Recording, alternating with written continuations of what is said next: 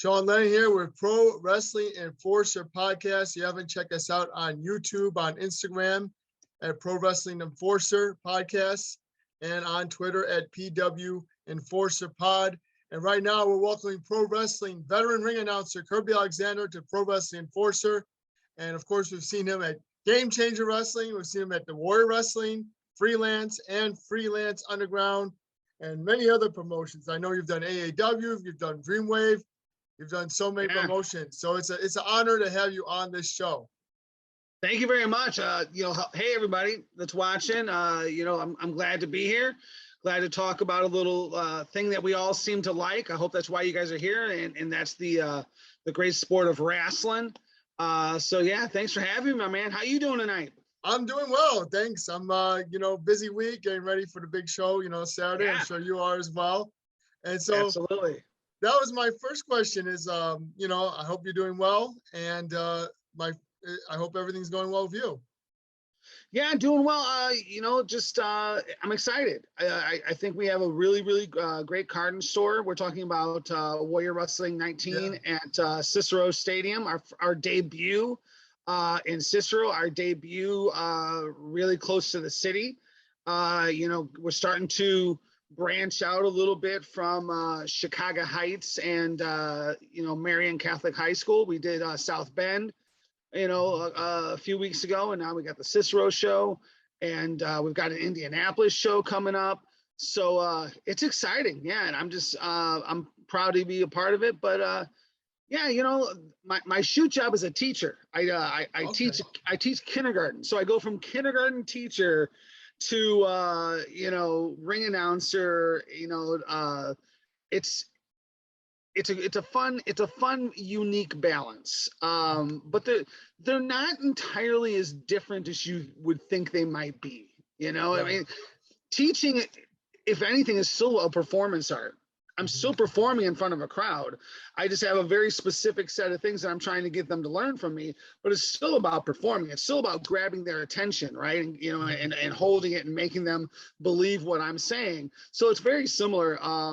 So yeah, I just try to get through the week and not blow my voice out before I get to the weekend, and we're golden. Yeah, you're very busy. I mean, you do Warrior, Freelance Underground. Anything else you're currently doing? I know you did the Game Changer Wrestling when it came in Chicago. Yeah, I usually when Game Changer first started doing Chicago, Emma wasn't traveling with them, so they picked me up as the local guy, and I did the first couple shows that way. And now he's traveling with them regularly. And I'm very, very, very old school when it comes to how I approach the business of professional wrestling. And I'm not stepping on anybody's toes. Like, I always felt like I was a placeholder. Like, yeah, you were using me in Chicago, but now you got your regular guy. All right, I'll back off. You give me a couple matches, great. You don't have anything for me tonight, great. I'll hang out with all my friends, watch the show, have a great time. But they're very generous. Even when Emma is there, he likes to give me matches. At the last Game Changer show, he gave me the Marcus Crane tribute match, which meant a incredible lot to me. When he mentioned it, I couldn't even look at him. I had to turn away from him and try and just compose and gather myself. So to be able to do that, to get that closure for someone I really, that I've known since he came up in the business, and I wasn't personal friends with him, but just knowing him from the business for so long and working with him so many times and so many different promotions, to get to do that for them and for him in the ring meant everything to me. So yeah, so I do Game Changer when they have spots for me, and like I said, they're super generous, so they almost always throw me at least a match or two every time they come through town still. But you hit Warrior, Freelance Underground. That's all the current stuff. I'm not working with Golly anymore right now. I love Golly, but just a time thing. I can only do so many shows. I'm starting to like train some people, not necessarily to replace me now, but just in case, and just for other shows, like, hey, I may not be able to pick up this show, but I got this guy I trained, and he knows how to approach the business the way I do. So maybe put him on. So I'm starting to train some people. Val Capone, I had, a big hand in helping her out, or, early on. And I love how she's blossomed. I think she's doing an amazing job. So yeah, those are the main ones I'm doing right now. And every once in a while, I'll pick something up here and there. And so yeah, who knows where else this will go? But right now, I'm content where I'm at, and always open for more. But if people got it, so if there's other promoters out there, let me know. Especially outside of the Chicagoland area, I'd love to invade some new markets. So awesome. Yeah, definitely. I mean, I'm sure WrestleMania weekend is coming. So that'd be great if you had the opportunity to do that. I was going to do it a few years ago. Mm-hmm. It was the second collective that they were running, and I ended up at the last minute having to opt out of going. And initially, I thought I was only going to work maybe 1 or 2 shows or some matches here and there. And Brett, who owns GCW and runs the collective, hit me up a couple days before, like I said, it was WrestleMania. It was the New York, New Jersey WrestleMania. Mm-hmm. And he hit me up and he's like, are you coming? I'm like, no, I'm not gonna make it. He's like, oh, okay. I'm like, oh no. I'm like, what did you have for me? He's like, all of it. So I would have done the entire collective if I was able to make it that year. But no, I've there's been like when COVID hit, when it was originally going to be in Florida, I was working that collective.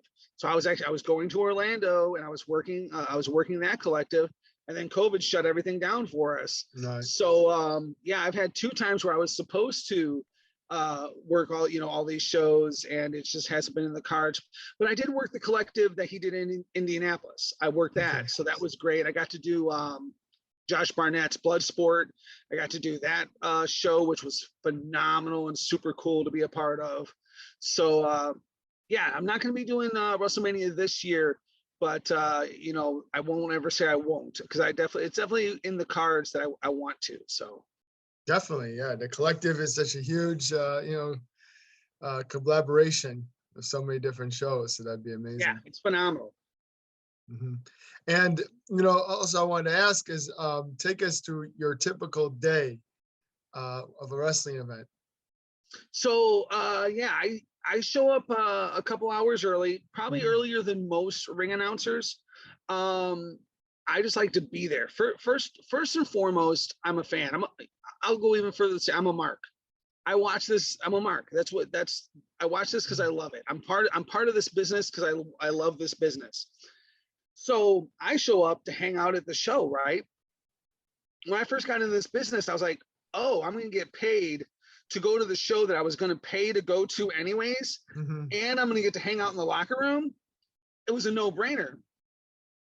So now that's what I do. I go early. And it's a comfort thing too. Once you're in the building, it's just, now this is where I'm at. This is, everything else is gone. Wrestling's about to happen. All the people are going to be filling up this beautiful room or wherever it is we're at, especially if it's like Logan Square Auditorium, or the ballroom, the ballroom, Eternal Ballroom in Milwaukee. Yeah. I got to do one show there, and that's a beautiful building. It's just taking it all in, right? So I like to get there early just to get to see everybody. I like to get my show card as soon as possible so I can start going over it. And I have a very different approach to how I memorize, because I don't memorize. That's the thing. A lot of other guys either memorize or use index cards. And so I do something a little different. So I get there and I go over the card, and then I write in all my notes. So if it says, Kylie Ray versus whoever, I write in, from Chicago, happy to be here, smiley. I just put my notes in, even though I know them. Right. I put my notes in. So I put it where everyone's from. I put what everyone's nickname is. And then if there's anything I don't know, I go around, I get all that information. So I mark my sheet up. My sheet, no one else can read my sheet once I've marked it up, because it's it's full of like shorthand and stuff like that. So I mark it all up, and then I look over it a couple times, and then I kind of put it away until showtime. Mm-hmm. So then I just kind of hang out, get to see everybody, and then there's really no preparation time, because it's like I said, it's just a natural thing. Once I'm in the building, I'm in go mode. You know, it's like the show's going to happen, and that's it. Maybe driving to the show, there might be some like preparation or even nervousness. And I tell people, there's nothing wrong with nerves. Nerves are good as long as you don't let them control you. Mm-hmm. You know, and a lot of people, like young guys, young wrestlers and stuff, they're like, you know, do you still get nervous? I'm like, yeah. If you stop getting nervous, you should probably stop, because you probably don't care anymore. Right. So I mark my sheet up, and then when the show is getting ready to happen, I look at the first match, and that's all I look at. So I look at the first match, and I memorize the first match.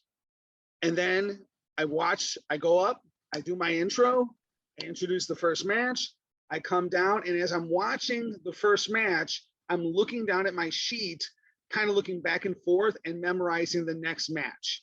So I've had some young guys be like, because I tell them like, hey, why don't you try to ditch the cards? And people who've ever heard me talk on a podcast before have heard me say this, so I'll give you the real short version of it. I was told, ditch the cards, because it makes you look like you don't care about those guys. If you don't know where they're from and who they are and care enough to know that, why should the person in with their butts in the seats care? So cards look disingenuous to me, and that's the way I was brought up. So I always try to tell younger guys, hey, ditch the cards if you can. They go, you memorize the whole show? I'm like, no, I memorize one match. And then after that, I memorize one more match. And I just keep doing that until the show's over. And that's literally what I do. I don't look anywhere further down the card, because I've got it all marked up. I've got my notes. And that's what I do. And here's another interesting thing. People have asked me this before. I usually ask for my sheets to not have winners on them. Okay. I don't want the results on my sheets. I like mine to be clean. That way my reaction is pure. Right. You know, unless I have to know something, I'd rather not know. And Warrior is really good about that. They always give me sheets.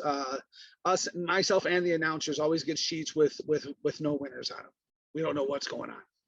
Okay. Wow.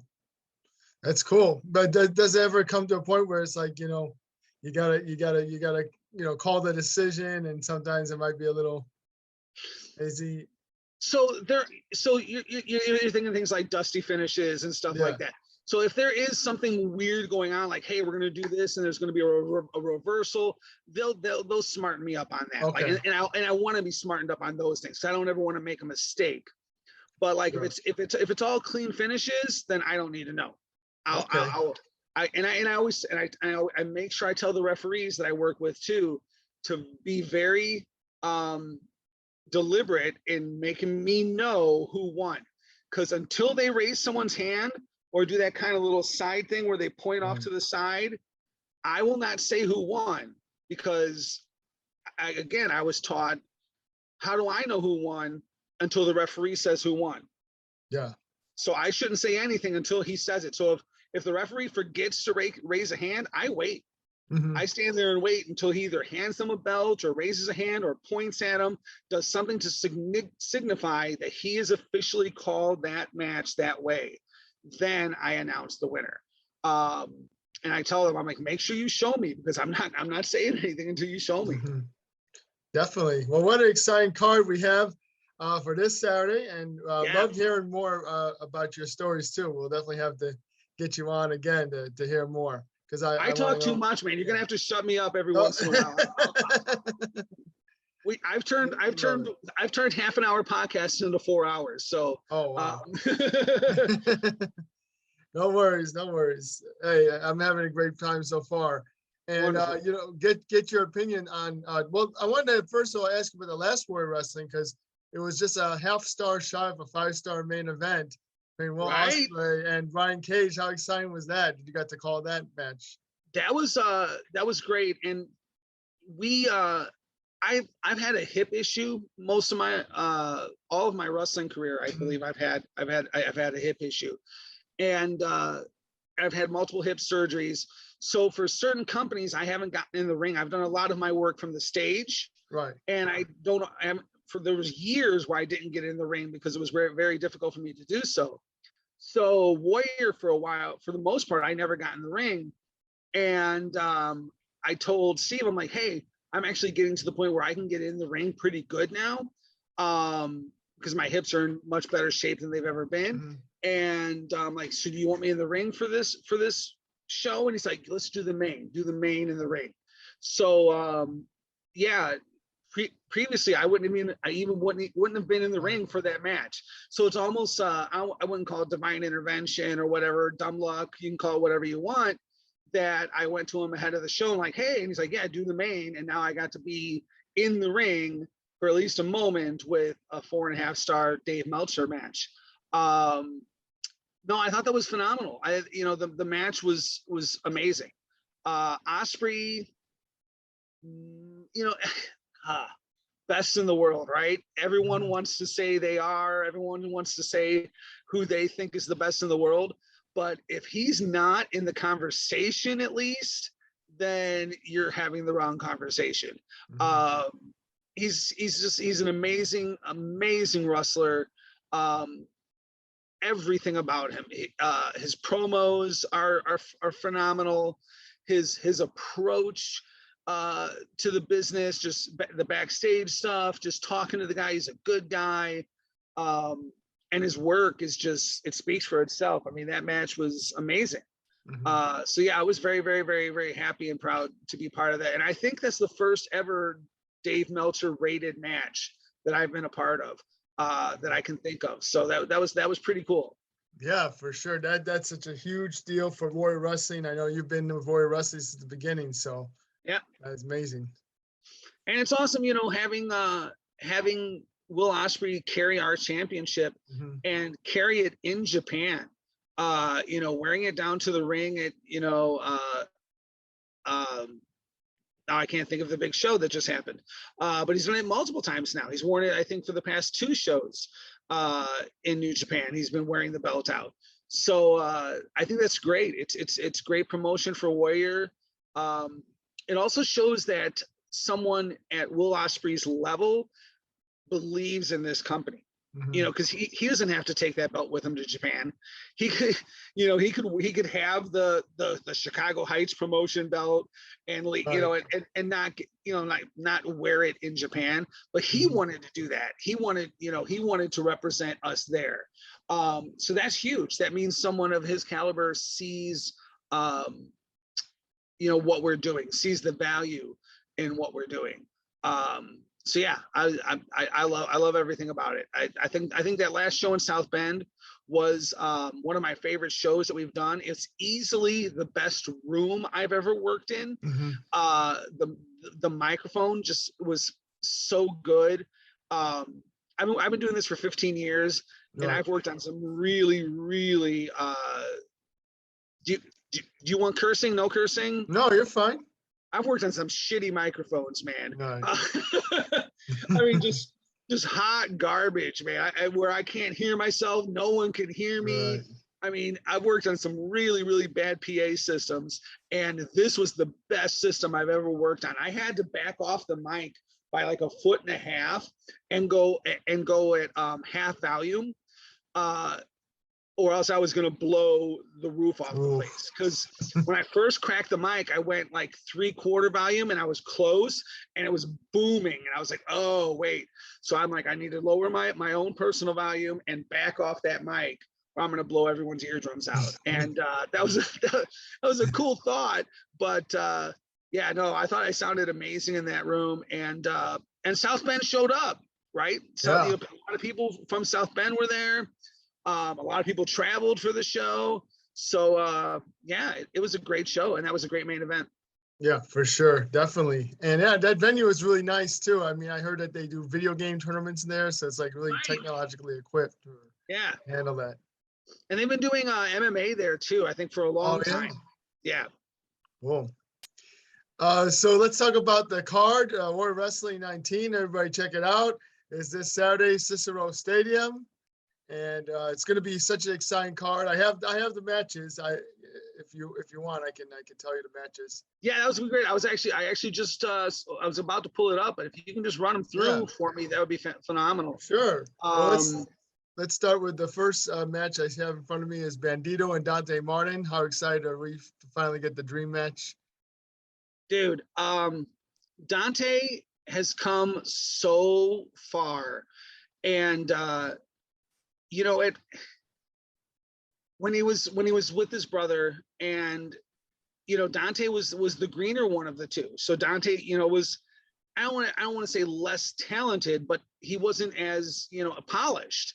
And now with his brother on the shelf for a little bit, Dante has bloomed and just become this amazing worker, and having these incredibly high caliber matches.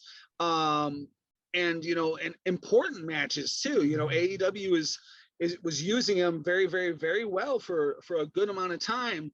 And Bandido, I believe I've only worked with Bandido once. I want to say I did one Dolly show with him. Okay. But to have him back, able to work the indies, I think that match is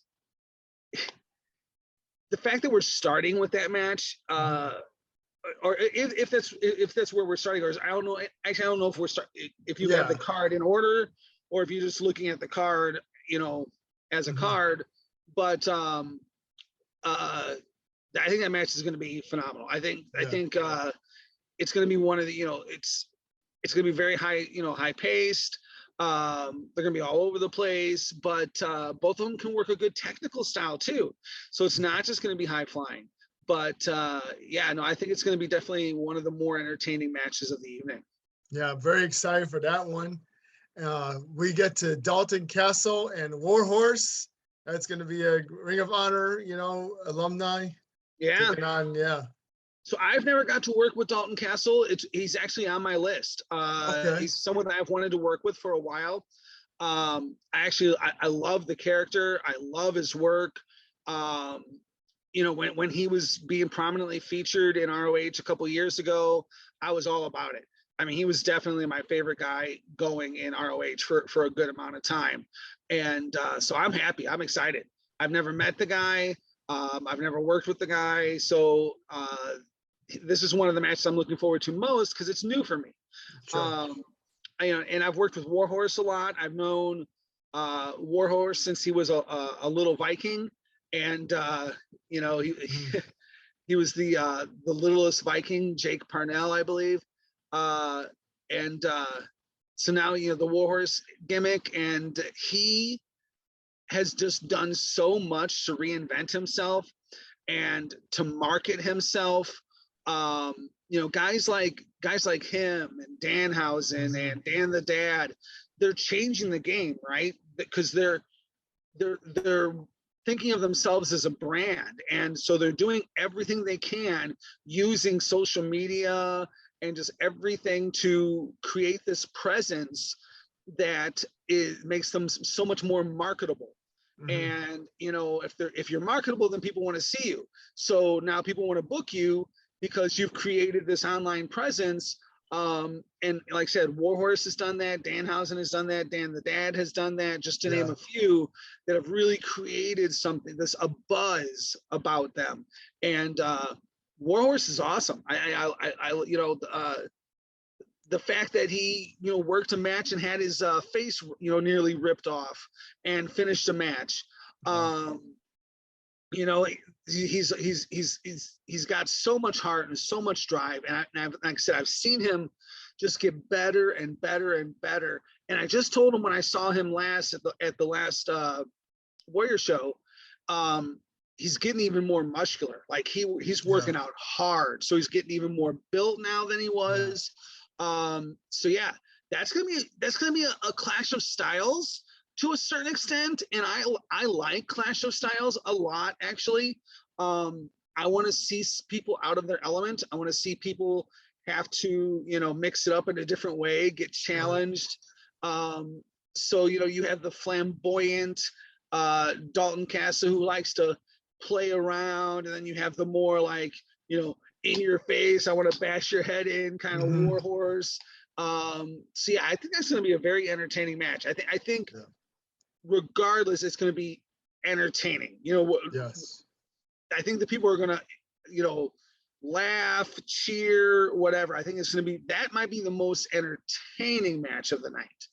Yeah, I definitely got you on that one. I haven't, I don't believe I've seen Dalton Castle wrestle live, so I'm excited to see him. Right It's been a while. It's been like, since I haven't seen him, so I'm really excited for that one. The next one is the women's match. It's Miranda Alize versus Skye Blue. So I don't think I've worked with Alize yet. Definitely, has a good buzz about her right now. I think the two of them are going to have a killer match. Skye Blue, again, pretty green, pretty new to the business, but just taking to it so well. I mean, I've seen her have, great matches with Kylie Ray, with Storm Grayson. I forget who I've seen her against in AAW as well, but I haven't seen her have a bad match. And like I said, she's still pretty young. I think the two of them are going to have it. This is going to be one of those I've got something to prove matches. Yeah. I think it's going to be two younger, hungry talents that are going to be out there trying to show each other up. And that's exciting to me. That's, because you can get some real magic out of that, as long, as long as they're being safe and everything else. But, if it's a big game of one-upsmanship where they're trying to really, show each other up, I think that's the kind of match we're going to see from those two. Yeah, Alize, she really likes to play to the crowd. I've had her, like when I was sitting inside, she pushed my camera. Nice. And she did, teasing and stuff. So, almost regret not getting front row for this one, but I'll be excited to see this one. Right on. Yeah. The Mike Bailey, Santana, that's going to be another, like you said, clash of styles. I would say. So I worked with Speedball back in Dreamwave. So I subbed in a couple shows at Dreamwave back in the day before they became an AAW whatever side project for Danny. But no, I did some of the original Dreamwave shows, and I got to work with Mike then. And so I saw him for the first time because he didn't work in America forever.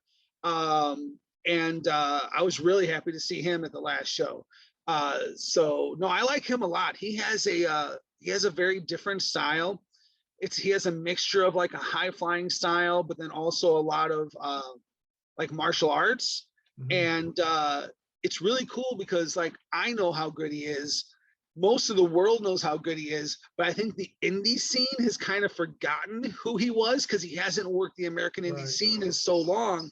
And him and I were having a conversation about this. He's like, it's a whole new crowd.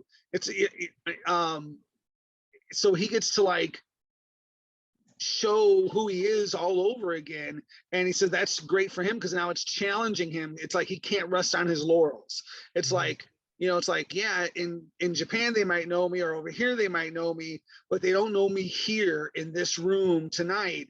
So I've got to win them over. I've got to win this crowd over who doesn't know me. And it was the GCW show. It was the last GCW show that he was on. And I was like, wow, I'm like, these guys don't know who this is, like who they're watching. But as the match went on and on and on, the crowd got into it. And yeah, he's great. And Santana,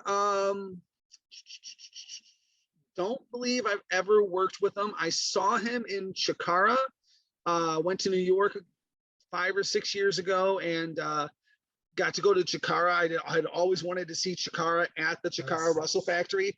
I mean, I've seen him on tour when they would do Logan Square, but I always wanted to make a trek to see them at the Chikara Russell Factory. And I know Chikara doesn't hold the same weight anymore, but you can't erase the great past of what the Rustlers did based on what one person did.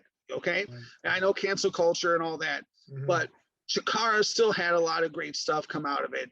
And so I still was really happy to make, to get to go see, them do their stuff in their building. And I saw Santana there. So I think that's the only time I've seen him live.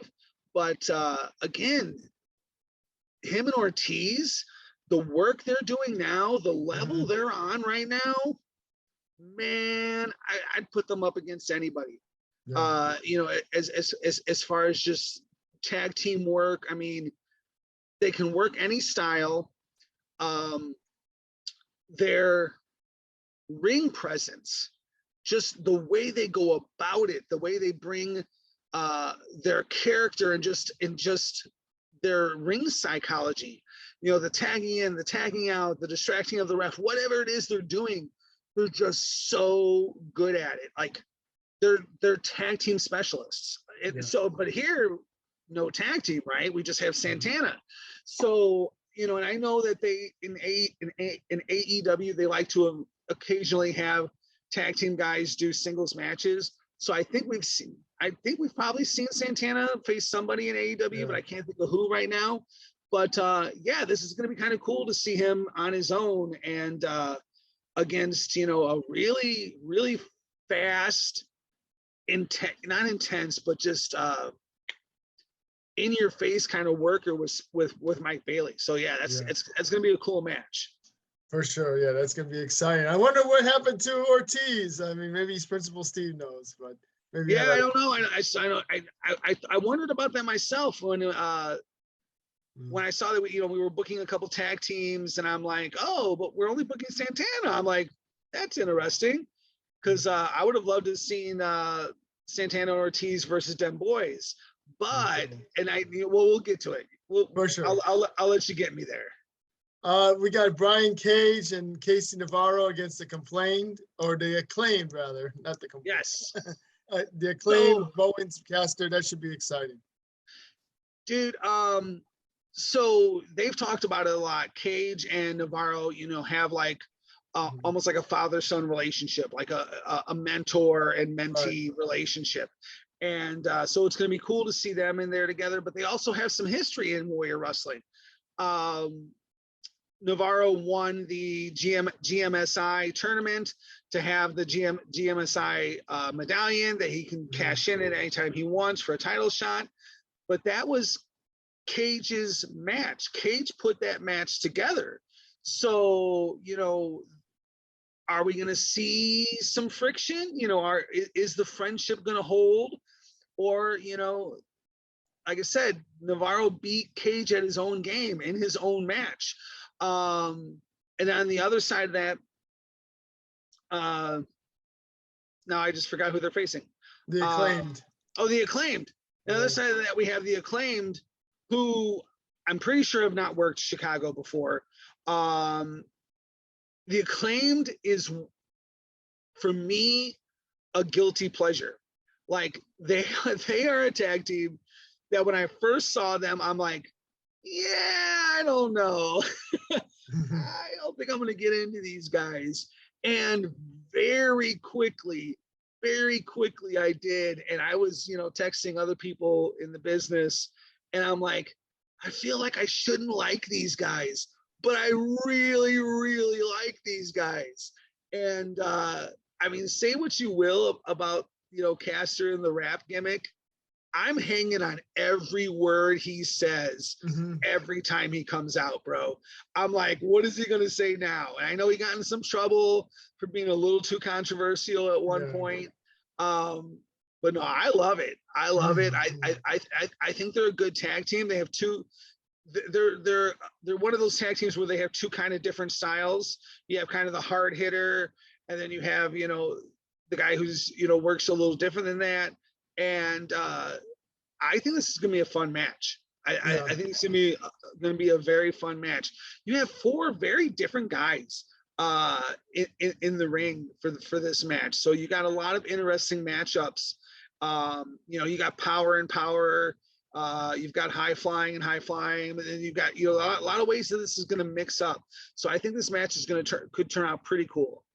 Yeah, for sure. And Casey Navarro, man, he is so exciting to watch. I think he reminds me like it's a young, hungry, like a Alex Shelley. He reminds me of, Sure. someone like that, even like Davey Richards from from a decade ago, or Eddie Edwards, something like that, right? Yeah, I worked with him when CZW did a co-show with Freelance. Okay. He was a trainee at that point, and he had a totally different gimmick. He wasn't Casey Navarro yet, and I worked with him then, and I was like, oh, this kid's gonna be something. And then I kind of forgot about him and forgot who he was, and then met him as Casey Navarro, and he's like, yeah, he goes, I think we've worked together before. He goes, you worked the CCW Freelance show. I'm like, yeah. He goes, yeah, I was so and so. I'm like, oh, geez. So I'm like, yeah, I remember thinking you were going to really be something, and now here you are, starting to really carve that path for yourself. He's had a couple rough losses. He lost to Alex Shelley. He lost to Rocky Romero. But then he came back and picked up the win against Myron Reed. And now he's got the tag match. So yeah, I think he's still got, I think he's got a chip on his shoulder, but he's got something to prove. Yeah. Those were two hard losses, but still great matches. So for sure.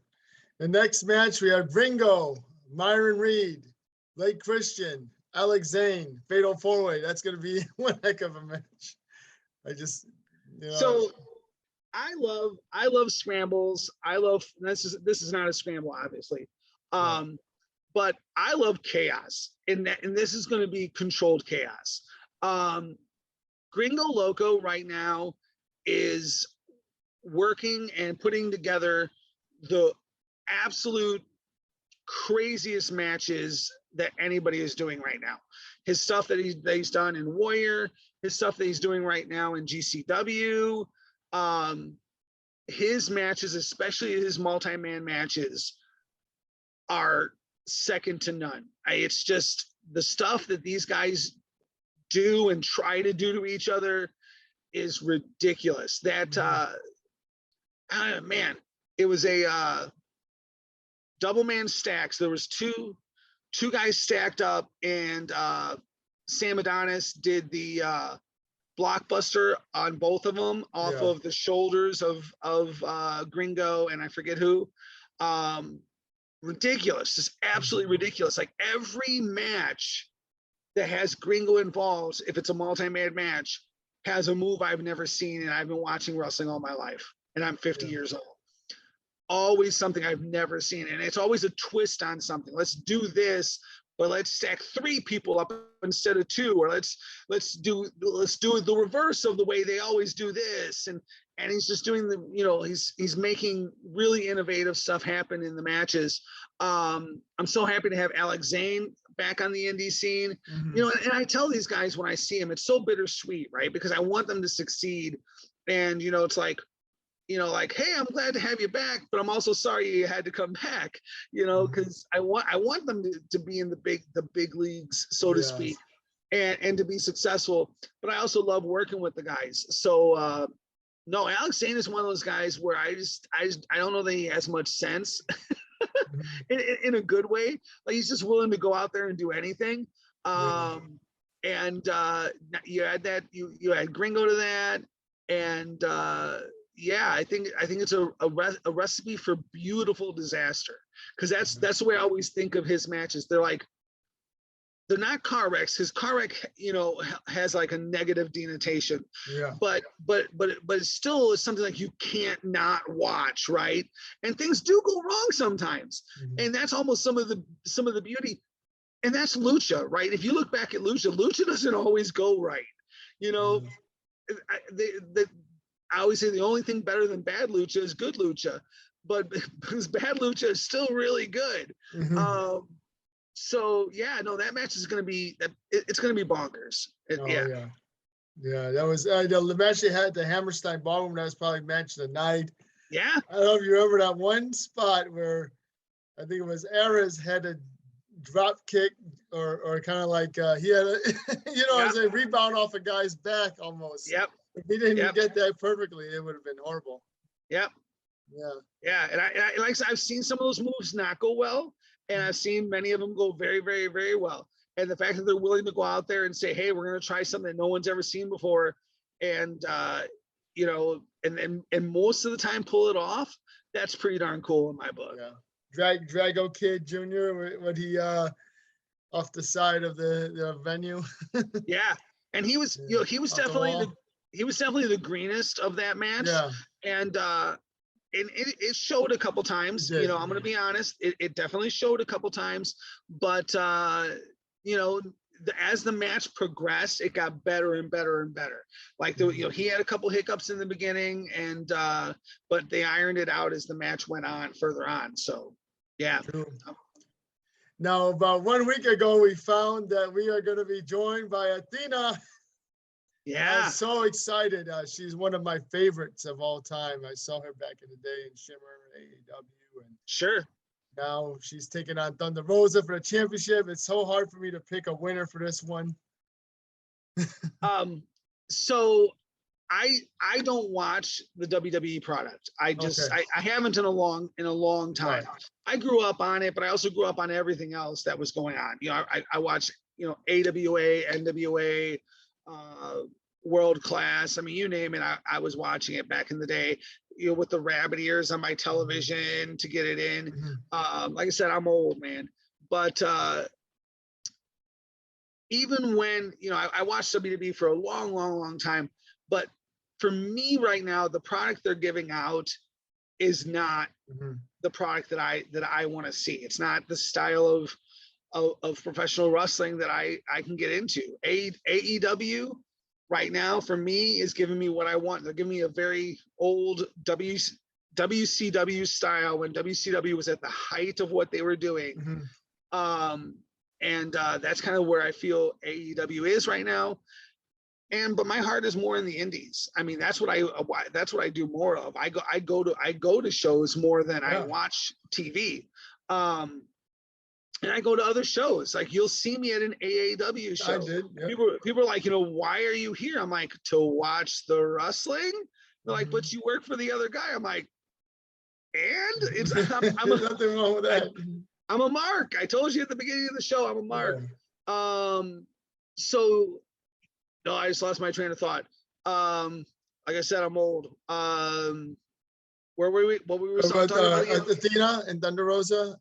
Oh yeah, so we're talking about the WWE product. So like, I don't watch the current WWE product. So I saw a little bit of her Ember Moon stuff, but not a lot. But I definitely know that people were really into it. And like I said, I definitely know her reputation before getting signed. I've never seen her work. So I was never at a Shimmer show. For whatever reason, I never got to a Shimmer show. And I never worked for Dave. So I never saw her at Shimmer, and I don't think I was at any shows at AAW that she worked. So I've never seen her work, but she has a heck of a reputation. Yeah. So I you know, just knowing her style and knowing her reputation, I think she's going to be an amazing opponent for Thunder Rosa. And Thunder Rosa, pound for pound, may be the best woman in the business right now. And you know, the stuff she's doing on AEW right now, and just the stuff that she's done on the indies on the way to getting there, the way she's honed her craft and everything she did in Lucha Underground, she's worked on getting herself in shape. She's constantly working at bettering herself. She is at the top of the women's game right now. You know, you can throw around who's the best. She's my favorite right now. I do not have a female wrestler that I enjoy watching more right now. Well, Thunder Rosa, Kylie Ray, it's a toss up for me. Sure. They both just, you know, they're both so captivating in the ring for very, very different reasons. But no, I think this is going to be a barn buster of a match. I think it's going to be a very hard hitting match, very similar to Thunder Rosa and Mercedes Martinez at the Tinley Park show. That was the Tinley Park show, right? Yeah, the Tinley Park Warrior show a couple shows ago. I think it's gonna be a very hard hitting match like that one was. So yeah, I think the fans are gonna be in for a real treat. Yeah, me too. I'm excited for this one, and props to Thunder Rosa. I love seeing her wrestle, and she's just I mean, you've known her for a while, right? Because you were she did Freelance Underground. Yeah, very long time, and she's a wonderful human being. Which goes a long way in my book too. She's really good people. Yeah, she definitely seems like it. She definitely seems like her passion is like almost unrivaled at times. And she put herself into that. She's done MMA fighting, but this is her full-time, her love. She puts her all into it, and it shows. It's, there's no half stepping. I mean, she's, 100% invested and gives her all every single time. Definitely. I mean, I could see her being like the one that when she found out she went to AEW, just the emotions plus she was going to get signed was overwhelmed her. Yeah. Absolutely. I can only imagine. And then we have the Briscoes and the Workhorsemen. And I don't know if you got to introduce any of these guys before, but I'm sure you're excited to work with the Briscoes. So this is my most exciting match of the night. This is the match that I'm looking forward to the most. And it's for a reason of my own. I've never worked with the Briscoes, like you were just alluding. Maybe I haven't. I've never worked with the Briscoes. I met him at the last GCW Chicago show. Introduced myself, and I was like, I'm like, hey, I'm gonna be, working with you guys in a couple months when you do the Cicero show for Warrior, and totally cool guys, man. I cannot wait to get to introduce them. For one, because their ring presence, man. There's certain people that being in the ring with them is a very different experience than being in the ring with anybody else. So like if I'm standing in the ring announcing certain people, you feed off of their energy, right? Warhorse is one of those guys. He's pacing and stuff, and he has a certain energy. Nick effing Gage. I lose my voice every time I announce him because he's so intense, and I'm standing next to him, and I'm announcing him, and he's standing next to me. He's like, "Come on, motherfucker, go on, get it, get on!" And he's like hyping me, and I'm already hyped up to begin with, and he's hyping me up even more. And that energy, you feed off that energy. And them boys, the Briscoes, man, they have that kind of energy that I just can't wait to be a part of. Like to be in the ring with them is just going to be really, really, really cool. Because I've been watching them forever, and they're so good. I mean, they may be one of the best tag teams the Indies have ever seen. And there's a lot of names that can be thrown out there, the Bucks and everybody else. But for me, I also love the smash mouth style of wrestling. I grew up watching Dick the Bruiser, the Crusher, Bruiser Brody, Abdullah the Butcher, Stan Hansen. These are all guys that their main move was punching you in the mouth. I love that style of wrestling where it's just beefy guys beating the snot out of each other, right? It has its place, and the Briscoe brothers personify that style of wrestling. Yeah, they've got some high flying in there, and they've got a little bit of everything else, but really they're just about knocking your teeth out. They're just about going toe to toe with somebody, not running, not playing sneaky games and stuff like that. It's just, we're going to prove who's the tougher guy every time we get in the ring. And they're getting in the ring with two really tough guys who made a great name for themselves on the Indies before getting split up and going to separate companies in the Workhorsemen. They have a great smash mouth style of wrestling as well. So to see these two teams, I talked about having something to prove. I don't think the Briscoes feel that they probably have anything to prove to anybody anymore. Not that they're going to rest on their laurels, because they never would. But for the Workhorsemen, this is the match for them, in my opinion. I mean, this is, this is where they get to show that their style of wrestling, they're working against the guys that personify their style of wrestling. And so now it's like, what you got? Let's see. Are the Workhorsemen what we thought they were? We're going to find out, right? Yeah. That old thing, with the Bears years ago, they were exactly who we thought they were. We're going to find out if the Workhorsemen are the team we thought they are. And I think we're going to be pleasantly, not surprised. I think we're going to be pleasantly answered with a resounding yes, that these guys can go. So yeah, I even right now, just talking to you, I'm excited. Yeah. I'm excited for that match. I'm excited for the whole show, but talking about this match, no, man, I'm ready. Nice. I'm ready just to see these guys beat the snot out of each other. Yeah, you got me excited too, man. I can't wait.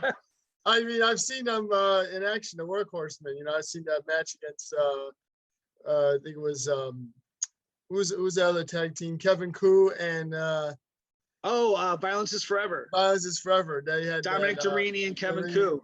Yeah, they had the huge Iron Man match.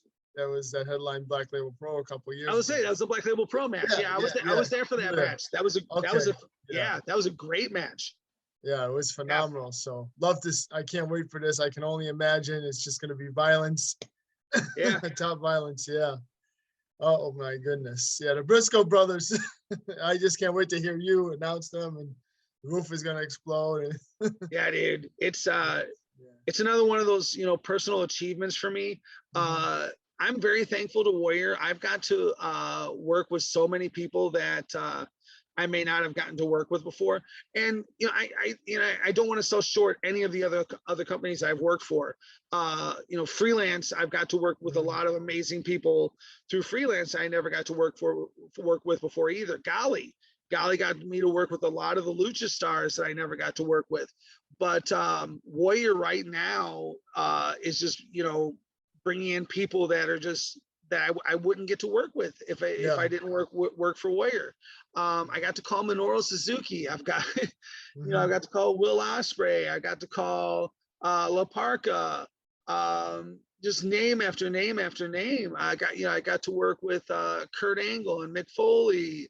I missed the Bret Hart show. I was home with COVID. I would have worked with Bret Hart, but I was home with COVID that night. So yeah, the fact that I've just got to work with a lot of people that I really enjoy watching and respect in this business. I keep talking to Steve. There's one guy I haven't worked with yet. He's the top of my list, and I keep hoping, I keep begging Steve. I need to work with Zack Sabre Jr. I need to announce a Zack Sabre Jr. match. So anybody out there, if you want to book a Zack Sabre Jr. match and you want the best to come ring announce it, hit me up. I'll be there in a minute.